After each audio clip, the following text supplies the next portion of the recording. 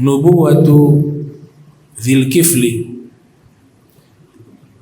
judul dari tema yang diangkat, kenabian Nabi Dzulkifli. Nabi Dzulkifli, ada sebagian sejarawan meyakini bahwa beliau adalah seorang nabi. Namun sebagian lainnya berpendapat Nabi Dzulkifli bukan seorang nabi tapi seorang soleh, seorang wali. Di dalam Al-Quran Allah hanya menyebut nama beliau, tidak menceritakan perjalanan hidupnya. Makanya sedikit sekali riwayat yang sampai kepada kita. Di dalam Al-Quran tidak dijelaskan secara spesifik tentang sosok Nabi Dzulkifli. Demikian juga di dalam hadis tidak terdapat riwayat-riwayat yang banyak menjelaskan tentang sosok Nabi Dzulkifli. Diteliti oleh ulama, Allah Ta'ala menyebut nama Dzulkifli di dalam Al-Quranil Karim itu hanya 2 kali. Di surat Al-Anbiya disebut 1 kali, kemudian di surat Shad disebut 1 kali. Jadi hanya 2 kali nama beliau, nama Dzulkifli itu disebut di dalam Al-Quran. Di antaranya tadi dinyatakan di surat Al-Anbiya, Allah Ta'ala berfirman, wa qala Allah Ta'ala wa Ismaila wa Idrisa wa Dzulkifli kullun minas sabirin wa adkhalnahum fi rahmatina innahum minas solihin. Nabi Ismail, Nabi Idris jelas nabi. Wa Dzulkifli dan Dzulkifli, kullun seluruh mereka minas sabirin termasuk orang-orang yang bersabar. Wa adkhalnahum fi rahmatina, dan kami telah memasukkan mereka di dalam rahmat kami, di dalam kasih sayang kami. Sesungguhnya mereka minas solihin, termasuk orang-orang yang soleh. Jadi nama beliau digandengkan dengan nama Nabi Ismail dan Nabi Idris. Tidak dilafatkan beliau seorang nabi. Kalau itu yang dilafatkan atau difirmankan di dalam Al-Quran, beliau adalah seorang nabi, sebagaimana Nabi Idris disebut kana nabiya. Nabi Idris adalah nabi. Nabi Ismail nabi. Nabi Dzulkifli tidak ada penyebutan secara sharih beliau seorang nabi. Karena sebab itulah terjadi perbedaan pendapat. Ada yang meyakini beliau seorang nabi, dan juga ada yang meyakini beliau bukan seorang nabi tapi seorang wali, seorang yang soleh. Ayat yang kedua di surat Shad, wadhkur Ismaila wal Yasa' wa Dzulkifli wa kullun minal akhyar. Ceritakanlah hikayat Nabi Ismail, Nabi Ilyasa dan Dzulkifli. Seluruh mereka minal akhyar, termasuk orang-orang yang baik. Al-Hafiz Ibnu Katsir yang lahir tahun 700 Hijriah, wafat 774 Hijriah, beliau memilih pendapat bahwa Dzulkifli adalah seorang nabi. Beliau mengatakan huwa nabiyun ala sahih.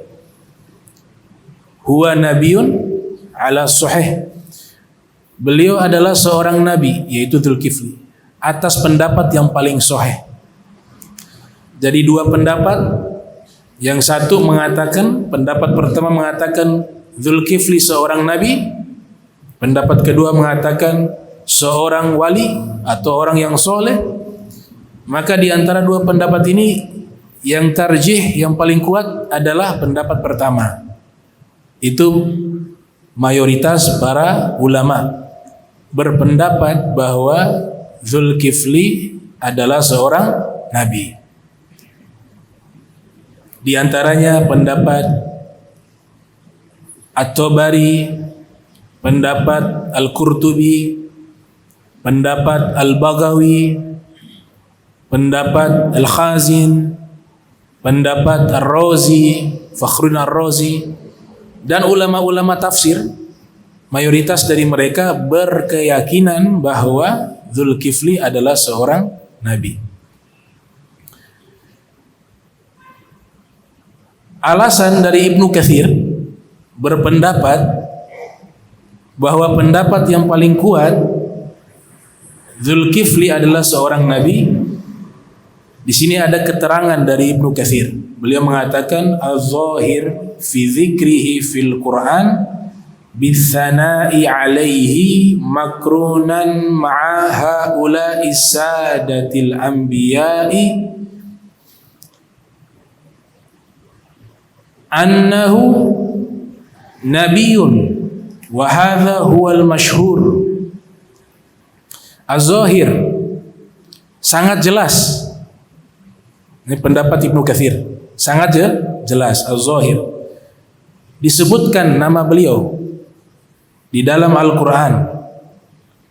Kemudian bukan sekedar disebutkan tapi disanjung.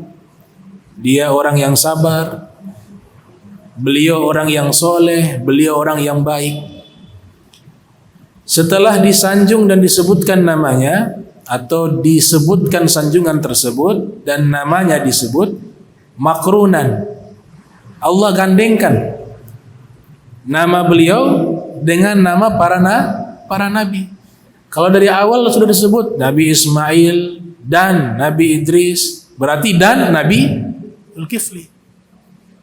Karena selalu namanya digandengkan di dua surat tersebut dengan nama para nabi, terutama Nabi Ismail.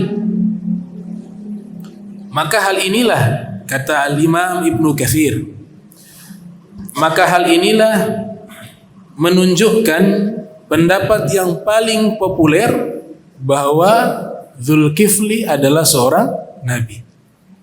Itu pendapat Al-Hafiz Ibnu Katsir dan juga Imam Qurtubi dan Imam Al-Baghawi dan Al-Imam Fakhruddin Ar-Razi dalam tafsirnya Mafatihul Ghaib.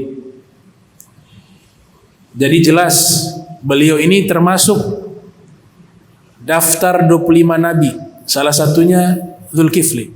Kalau kita hafal waktu masih anak-anak 25 nama nabi. Nah, Nabi Zulkifli termasuk salah satunya. Ini pendapat yang paling kuat.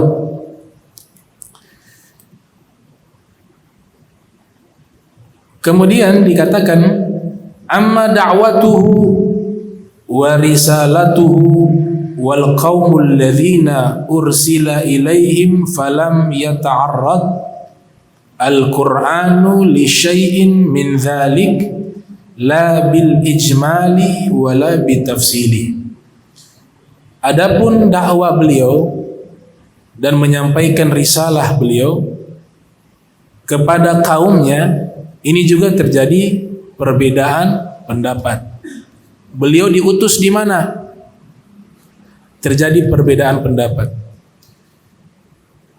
Ada yang mengatakan, dan ini pendapat yang sering dikutip oleh para muarrikhun, diutus kepada kaum Amari atau Amari namanya, kaum Amari yang ada di Damaskus. Di situ beliau diutus. Sebagian ulama mengatakan beliau adalah nabi yang diutus kepada bangsa Romawi. Maka mereka berpendapat bahwa banyaknya riwayat yang menyatakan beliau diutus. Ada yang mengatakan di Palestina, ada yang menyatakan di Iran, ada yang menyatakan di Irak, ada yang mengatakan di Rum, di Damaskus. Dari sekian pendapat ini, yang populer di Damaskus, di Suriah.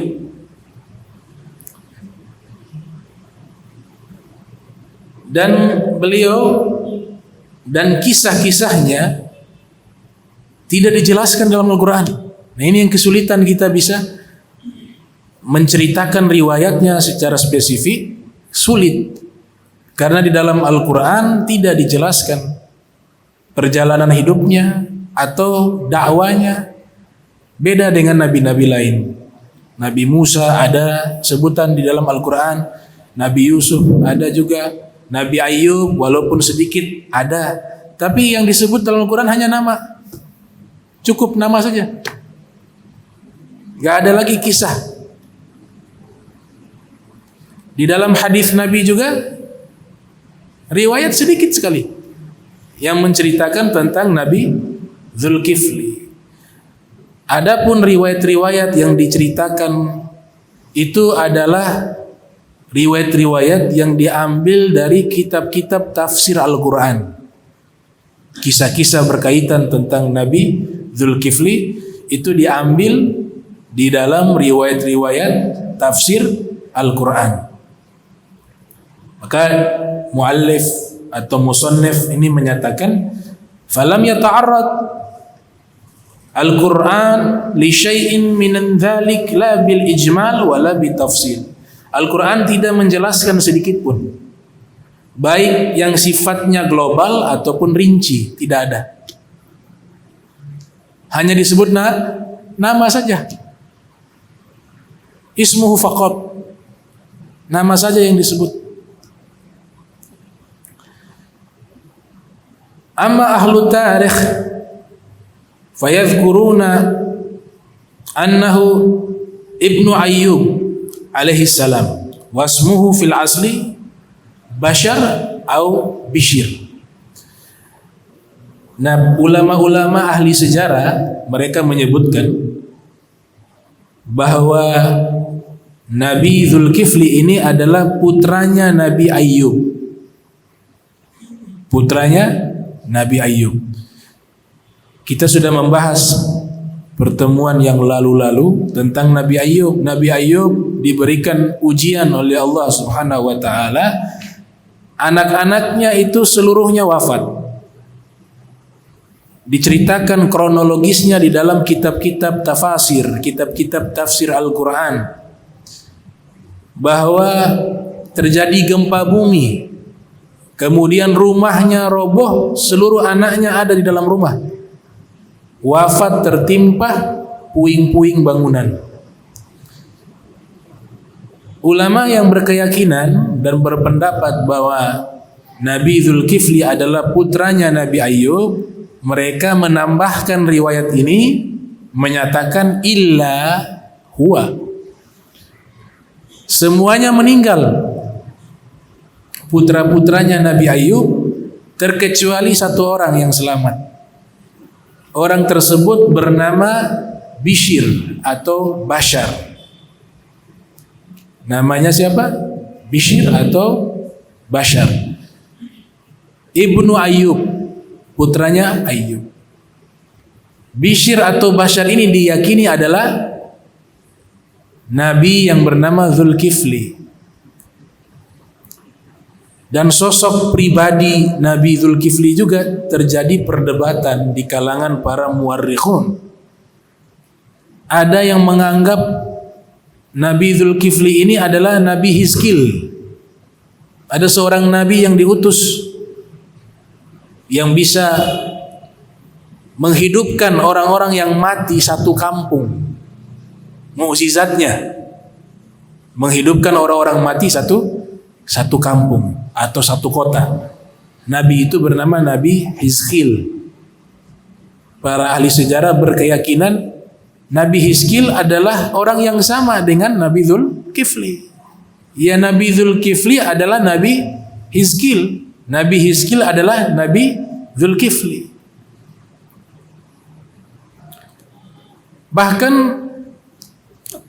ada satu buku berbahasa Inggris saya baca, ditulis oleh Syekh Hamid Abdul Qadir, berjudul Buddha the Great, His Life and Philosophy. Diterjemahkan Buddha the Great, orang yang hebat, yang luar biasa, kehidupannya dan filosofinya. Ditulis oleh orang Muslim bernama Syekh Hamid Abdul Qadir. Ini Buddha kan namanya siapa? Siddhartha Gautama. Dzulkifl, Al-Kifl itu menurut Syekh Hamid Abdul Qadir di dalam buku tersebut, Al-Kifl itu menunjukkan nama tempat. Dia diterjemahkan ternyata nama satu tempat yang sama dengan tempat tumbuhnya Siddhartha Gautama tadi. Saya mohon maaf kalau salah sebut namanya karena jarang-jarang sebut namanya. Iya. Siddhartha ya. Siddhartha Gautama. Kifl itu nama tempat, diterjemahkan ke bahasa tersebut, ternyata nama itu adalah nama tempat lahirnya tadi, Buddha itu, Gautama tadi. Ini pendapat beliau. Karena memang sosok ini nanti diangkat sebagai Buddha, orang yang sudah mencapai puncak kesucian. Disalah persepsikan oleh pengikutnya, dianggap dewa. Padahal ini termasuk orang-orang suci dalam buku tersebut. Jadi jangan sampai heran, ya begitu di dalam buku-buku ulama terdahulu dibahas. Saya pernah baca satu kitab, hampir 1000 halaman itu kitab. Satu jilid tapi membahas sejarah teologi dan filsafat dunia. Bukan hanya di dunia Islam, tapi Yunani, India, dan sekitarnya semua. Persia dibahas. Ditulis oleh seorang ulama, ahli teologi, ahli sejarah, bernama Al-Imam Siristani, berjudul Al-Milal wan Nihal. Jadi orang-orang terdahulu yang kita sebut punya suluk, mereka punya jalan hidup, menempa jiwa mereka menjadi suci dan bersih, sehingga masyarakat menganggap mereka orang-orang suci dan menempatkan mereka dengan posisi sebagai Tuhan. Karena kehidupan mereka, suluk mereka sangat luar biasa. Bukan hanya di agama Buddha. Ini pendapatnya, ini Nabi Dzulkifli. Tapi di agama Hindu kita sering dengar Brahmana. Itu saya baca di kitab Al-Milal wan Nihal. Brahmana itu seorang wali min auliyaillah. Hidupnya puasa, ibadah, tirakat, suluk, tidak melakukan dosa, berbuat baik kepada manusia, bijaksana, sampai disucikan jiwanya, diangkat magomnya, dianggap sebagai dewa. Tapi Imam Siristani mengatakan kana min solihin atau kana min auliyaillah. Brahmana itu adalah orang soleh atau seorang wali. Sama dengan Buddha tadi, Gautama tadi, sama. Ini pendapat bisa diterima, bisa ditolak karena sifatnya apa? Sifatnya subjektif, sejarah, dan tidak disebutkan di dalam Al-Quran, gitu. Tapi ada di dalam kitab-kitab ulama terdahulu. Faham ya, insyaallah. Nah, Dzulkifl itu julukan. Dia adalah julukan, bukan nama. Ada yang berpendapat itu nama, tapi saya cenderung mengikuti pendapat Dzulkifli adalah julukan. Di dalam ilmu nahu ada yang disebut asmaul khamsah. Al asmaul khamsah, isim-isim yang 5. Abuka, akhuka, hamuka, wafuka, wadzumalin. Itu biasa kalau ilmu nahu ada itu bab namanya isim-isim yang 5. Abuka, akhuka, hamuka, wafuka, wadzumalin. Abuka bapakmu, akhuka saudaramu, hamuka iparmu atau mertuamu, wafuka mulutmu, wadzumalin dan orang yang memiliki harta.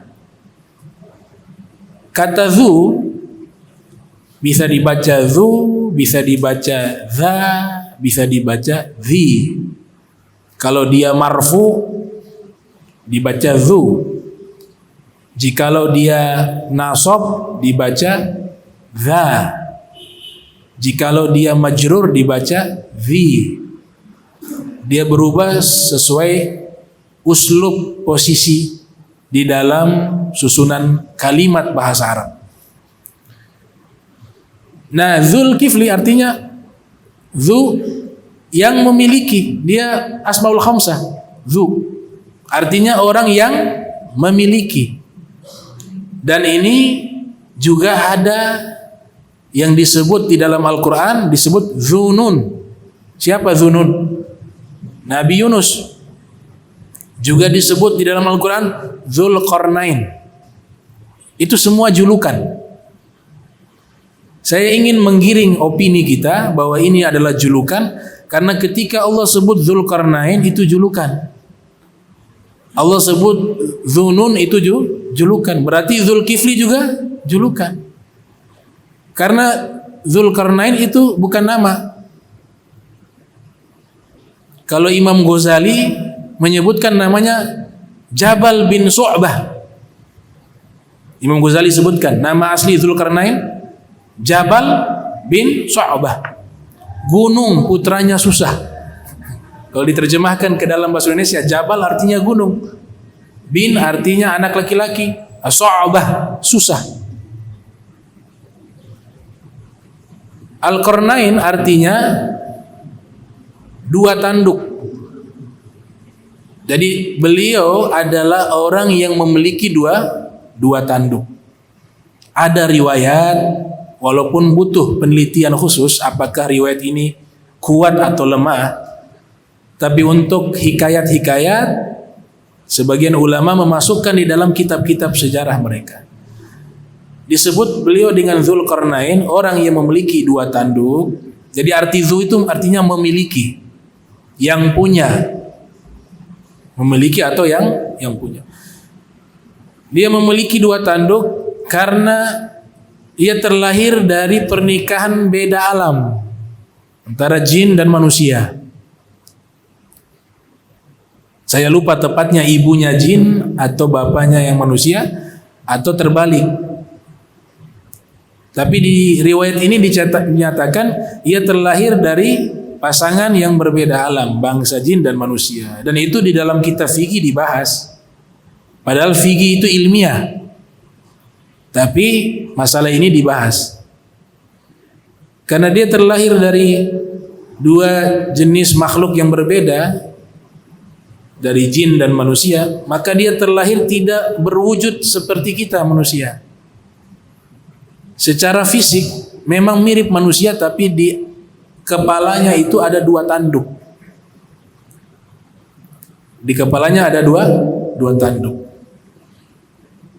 Karena dia hidup di tengah-tengah manusia dan kelak menjadi seorang raja yang menguasai timur dan barat, maka dia menutup tanduknya dengan kain. Disitulah awal sejarah imamah. Orang pertama yang menggunakan imamah adalah Dzulqarnain. Sebenarnya tujuan utama menutup tanduknya. Itu makna pertama. Zulkarnain orang yang memiliki dua tanduk. Makna kedua, yang memiliki dua masa, 2 abad. Karena umurnya panjang, berabad-abad. Pendapat ketiga, ini pendapat yang lebih populer, yang ketiga ini. Al-Qarnain itu artinya 2 tanduk dengan bahasa kiasan. Dia menguasai timur dan barat. Orang yang menguasai timur dan barat. Nah, ini julukan Dzulqarnain. Zunun juga julukan. Zunun itu adalah Nabi Yunus bin Matta. Maka Dzulkifli juga adalah julukan. Disebutkan namanya Bishr atau Bashar. Lantas apa arti daripada Dzulkifli? Juga banyak terjadi perbedaan pendapat. Ada yang berpendapat dia atau beliau sangat kuat di dalam menanggung beban ibadah dan ketaatan. Malam tidak pernah tidur, beliau sholat 1000 sholat. Kemudian siangnya berpuasa. Sampai menjelang waktu berbuka, beliau kerja sebagai hakim, sebagai raja yang adil. Ini beban yang beliau pikul sehari-hari, maka disebut Dzulkifli, orang yang memiliki beban di dalam melaksanakan ketaatan kepada Allah Ta'ala. Pendapat kedua,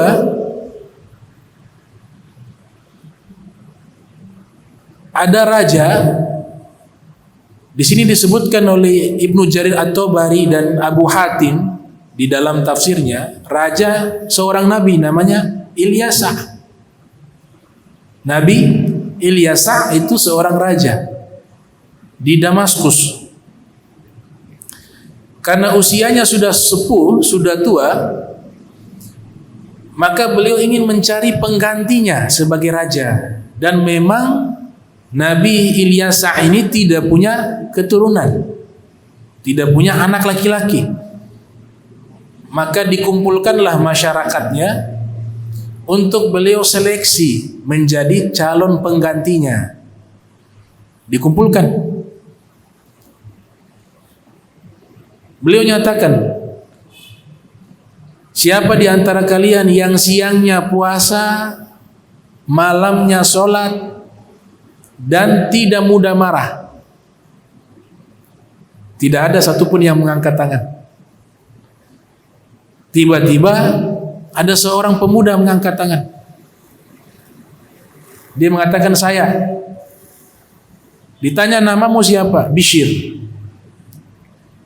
Oh, baik. Karena beliau di tengah-tengah masyarakat dianggap orang biasa, masyarakatnya menganggap beliau orang biasa. Kayaknya ekspresi mereka kurang setuju. Maka Nabi Ilyasa mengatakan, kalau begitu besok hadir lagi, saya mau tanyakan lagi. Mungkin ada orang lain, maksudnya seperti itu. Ternyata di besok hari pertanyaan yang sama, siapa di antara kalian? Dibuat sayembara lagi. Siapa di antara kalian yang siang harinya puasa, malamnya sholat, kemudian tidak mudah marah? Beliau mengangkat tangan, orang yang sama. Dan itu terjadi sebanyak 3 kali. Akhirnya beliaulah yang dilantik sebagai pemimpin atau raja menggantikan Nabi Ilyasa. Bukan Nabi Ilyas, lain lagi. Namanya Nabi Ilyasa. Nanti kalau pembahasan Nabi Ilyasa juga ada perbedaan tuh. Ada yang mengatakan Ilyas ya Ilyasa, ada yang juga mengatakan Ilyas beda, Nabi Ilyas beda, Ilyasa juga beda. Beginilah ilmu sejarah. Itu. Makanya kita membahas ini bukan cerita-cerita anak-anak SD. Ini lagi kajian ilmiah tentang sejarah para nabi.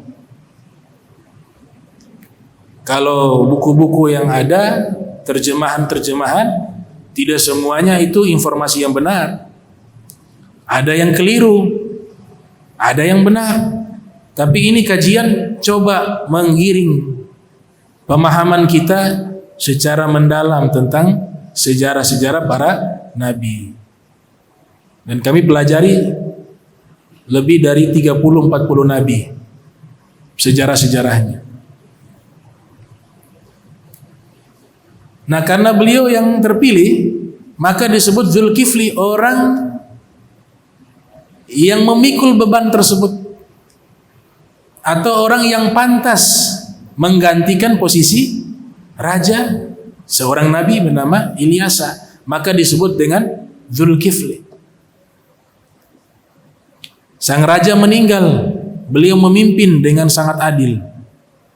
Bisa bayangkan seorang nabi malam tidak pernah tidur, tidak pernah tidur malam.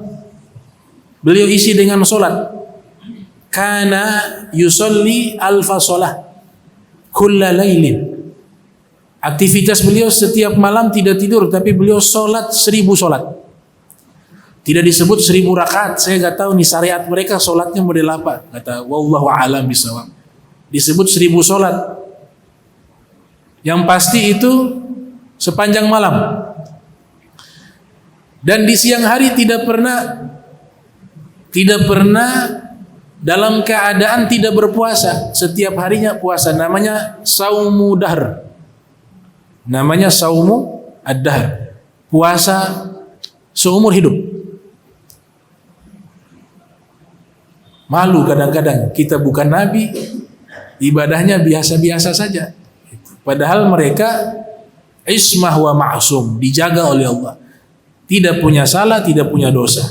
Ibadahnya luar biasa. Dijamin surga. Kekasihnya Allah, manusia pilihan, tapi ibadahnya paling hebat. Dan beliau punya sifat disebutkan dalam Al-Quran. Di sini ada 3 poin dari sifat beliau. Soleh, sobir, khair. Beliau orang yang soleh, sabar. Jadi karakter beliau tidak pernah marah. Gak pernah punya sifat marah. La taghdab.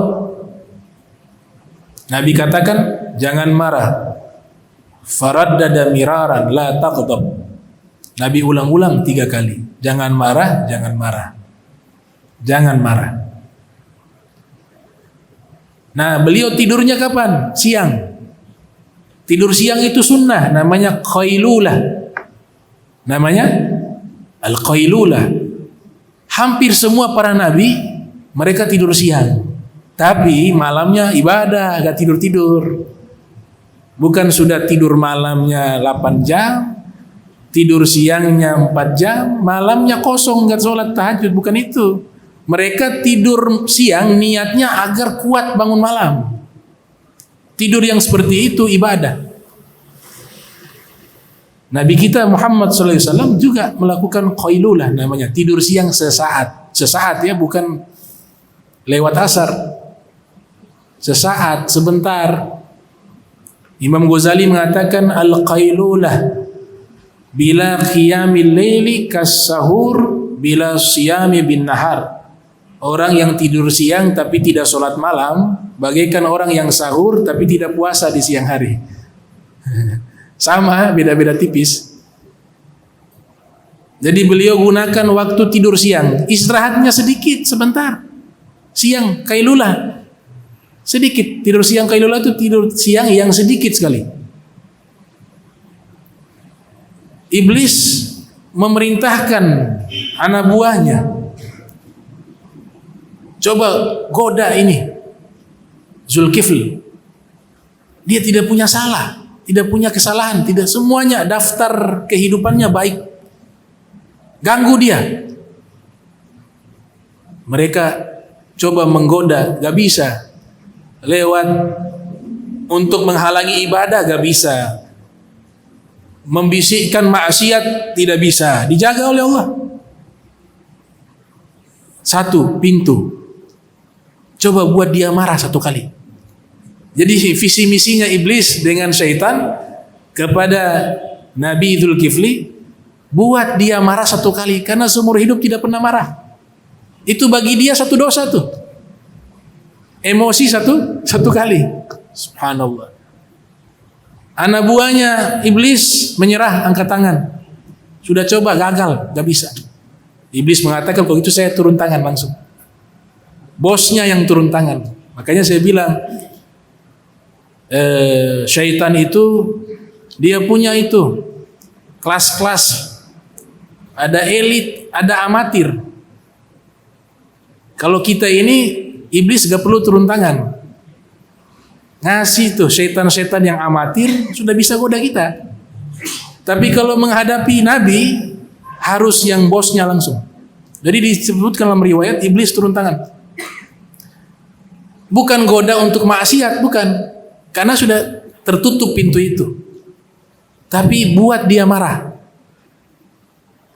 Iblis menyamar jadi syekhun kabirun, orang tua yang miskin. Iblis sudah buat analisa dan juga penelitian khusus. Kalau Nabi Dzulkifli ini punya waktu istirahat di waktu siang. Makanya paling gampang buat orang emosi itu lagi tidur, lagi susah tidur, pas dia tidur kasih bangun dia. Itu pasti dia marah. Nah, datang ini iblis pas di waktu tidurnya Nabi Dzulkifli dipersilakan masuk, diketok pintu, keluarganya Nabi Dzulkifli mengatakan lagi tidur. Ini orang tua ini mengatakan ini ada urusan penting, saya mau ketemu sekarang. Dibangunkan beliau, ya ada butuh apa, diceritakan. Saya punya masalah begini, saya dizolimi. Ini cerita panjang lebar. Sampai waktu tuh habis untuk istirahat. Kata Nabi Dzulkifli, wahai bapak, nanti tunggu waktu sore datang di majelis saya. Nanti saya putuskan hukum tersebut. Tapi saya mohon jangan datang di waktu siang seperti ini. Sebentar sudah. Ini saya punya waktu istirahat hanya ini. Karena malam saya mau ibadah. Sebentar sore ketemu saya di majelis saya. Baik, ternyata tiba waktu sore, Nabi Dzulkifli menunggu tidak datang-datang. Mana itu bapak tua tadi?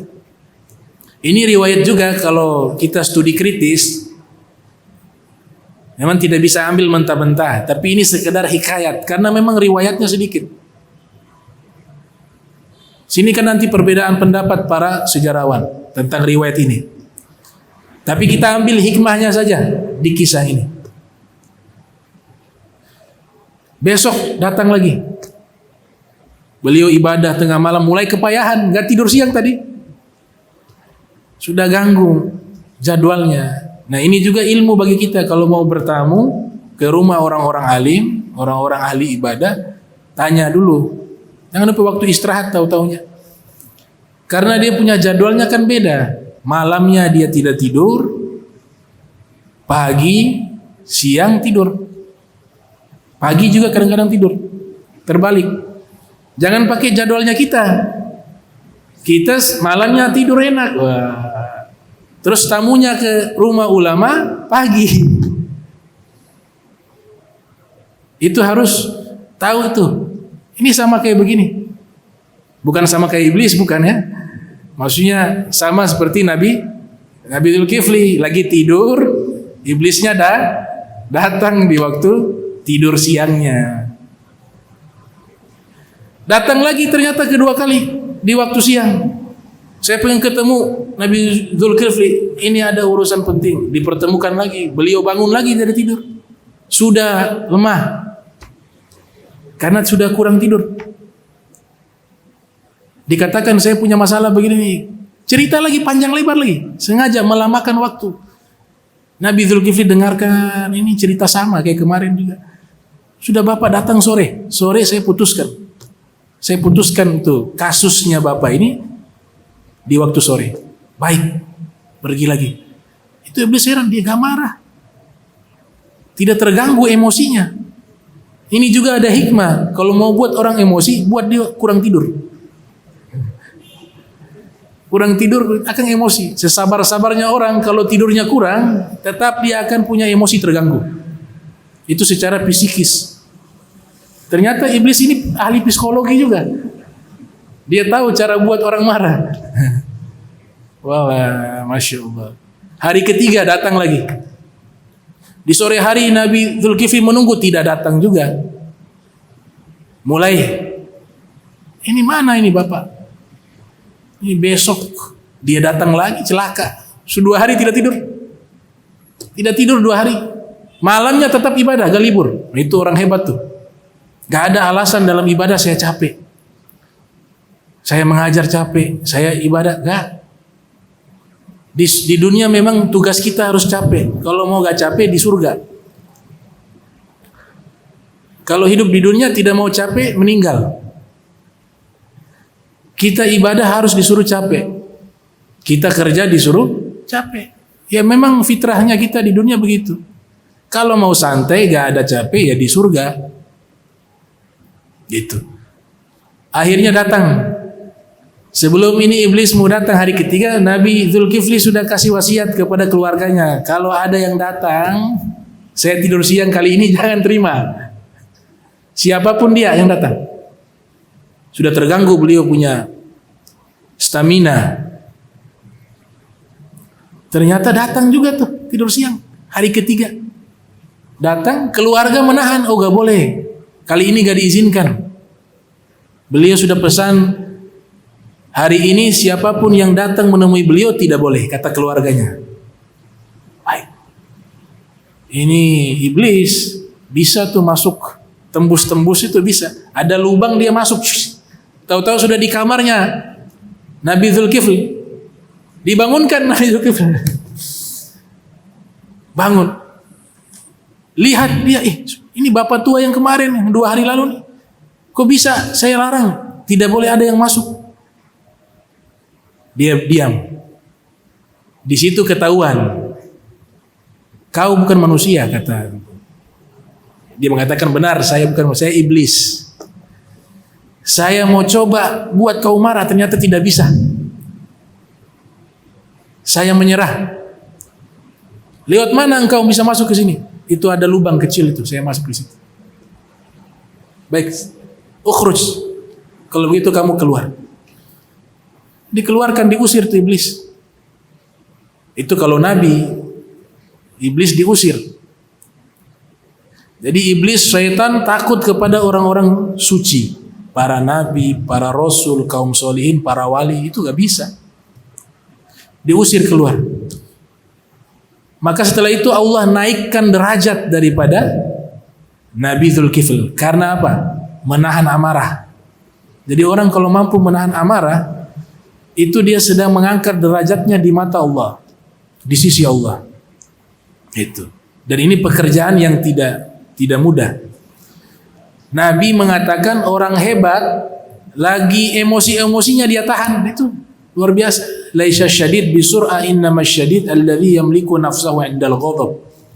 Orang yang jagoan itu bukan yang jago berkelahi, jago gulat, tapi lagi puncak emosi dia bisa kendalikan itu. Wal kadhiminal ghaidha. Orang-orang hebat yang mampu menahan amarahnya. Jadi sahabat-sahabat Nabi, ahlul bait Nabi, mereka ketika berjihad, lagi perang, itu sudah ditempa oleh Nabi. Pendidikan apa? Lagi perang jangan emosi. Model bagaimana tuh lagi perang? Jangan emosi. Itu hanya ada model daripada pahlawan-pahlawan kaum muslimin. Buktinya Sayyidina Ali bin Abi Thalib hadapi satu musuh, duel, dipukul itu musuh jatuh, mau dibunuh, diludah oleh musuh, kena wajah beliau. Beliau tinggalkan itu musuh. Wajah beliau berubah merah ketika diludah. Tapi justru ketika wajah beliau merah, mulai muncul emosi, beliau tinggalkan. Tidak membunuh itu musuh. Ini musuh heran. Dia kejar Sayyidina Ali bin Abi Thalib. Kenapa kau tidak membunuhku? Aku sudah kalah tadi dalam duel. Kata Sayyidina Ali, pertama tadi saya berperang dengan kalian dan dirimu itu semata-mata untuk membela al-haq, kebenaran, dan mengangkat kalimat Allah. Tidak ada emosi sama sekali. Ibadah al-jihad fisabilillah. Tapi ketika engkau meludah wajahku, terpancing amarahku, emosiku, maka aku tidak mau membunuh berdasarkan emosi, karena emosi itu sumbernya dari syaitan. Maka aku tinggalkan dirimu. Itu ilmu yang diajarkan oleh Nabi kita Muhammad sallallahu alaihi wasallam. Tapi jangan sampai lagi perang senyum-senyum kan? Itu gila. Itu orang gila. Imam Syafi'i mengatakan ketika memang sudah marah, ekspresi marah ya sewajarnya. Jangan lagi marah tertawa. Manistugdiba falam yaqda fahuwa himar wa manisturdiya falam yarda fahuwa syaitan, kata Imam Syafi'i. Orang yang memang waktunya memang harus marah dalam kebenaran ya, harus ekspresi marah. Kalau dia tidak punya sifat marah, dia seperti himar. Kata siapa? Imam Syafi'i. Keledai, dipukul senyum, dipukul, digeser ke sana, ya begitu ekspresinya, gak berubah. Orang yang dapat kenikmatan harus senang, kalau gak senang dia syaitan, harus syukur dan senang.